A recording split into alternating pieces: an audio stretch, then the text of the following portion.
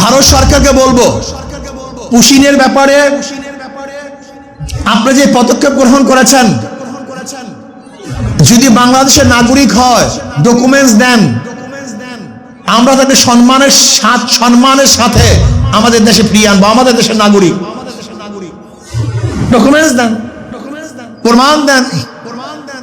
আমরা আমাদের দেশের নাগরিককে সম্মানের সাথে গলায় মালা পরিয়ে তারপর আমরা গ্রহণ করব। আমরা চাই বাংলাদেশের ঋষি, কামার, মজদুর, চাষি, জেলে, মেতর, যেই হোক না কেন, সে টোকাই হোক না কেন, যদি বাংলাদেশের নাগরিক হয় আমরা তাকে শ্রদ্ধা করব, সম্মান করব। সে আমাদের দেশের নাগরিক, আমাদের ভাই, তার সম্মান আছে, ইজ্জত আছে।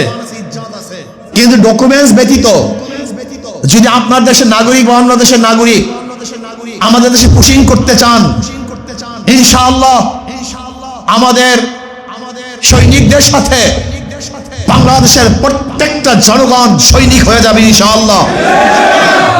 আমাদের বিজিবির সাথে তারা কাজ করবে, সীমান্ত পাহারা দিবে।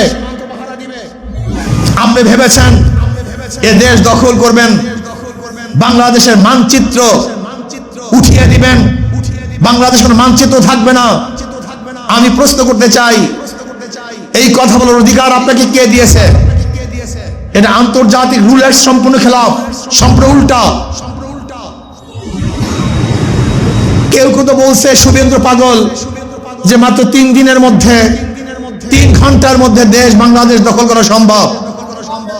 যদি বাংলাদেশে মুসলমান থাকে, মুমিন থাকে, কলেমা পড়ুয়া লোক থাকে, 3 দিন নয়, 3 বছর নয়, 300 বছর নয়, কিয়ামতের আগ পর্যন্ত বাংলাদেশকে কোনো দেশ দখল করতে পারবে না ইনশাআল্লাহ। বরং এদেশের উপরে কেউ যদি আঙ্গুল তুলে, অবৈধ আঙ্গুল তুললে বাংলাদেশের জনগণ ওই আঙ্গুলকে ভেঙে ফেলবে ইনশাআল্লাহ।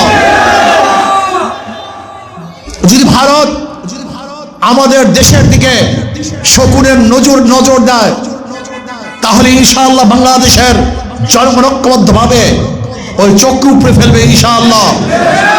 যদি বাংলাদেশের উপরে হাত তোলার অবৈধ চেষ্টা করে, তাহলে বাংলাদেশের জনগণ ঐক্যবদ্ধভাবে হাতকে ভেঙে ফেলবে ইনশাআল্লাহ।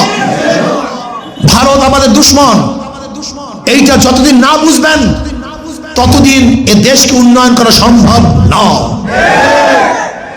আমরা ভারতের সাথে সুসম্পর্ক রাখবো, ভালো সম্পর্ক রাখবো। সে আমাদের প্রতিবেশী দেশ, কিন্তু মনে রাখতে হবে ভারত যতদিন পর্যন্ত আমাদের সাথে শত্রুতামূলক আচরণ করবে ততদিন পর্যন্ত ভারতকে শত্রুই ভাবতে হবে, বন্ধু ভাবা যাবে না। যদি শত্রুকে কেউ বন্ধু ভাবে, তার চেয়ে বড় বোকার দুনিয়াতে থাকতে পারে না। আমরা বন্ধুকে বন্ধু ভাবি, শত্রুকে শত্রুই ভাবি, আমরা শত্রুকে বন্ধু মনে করি না।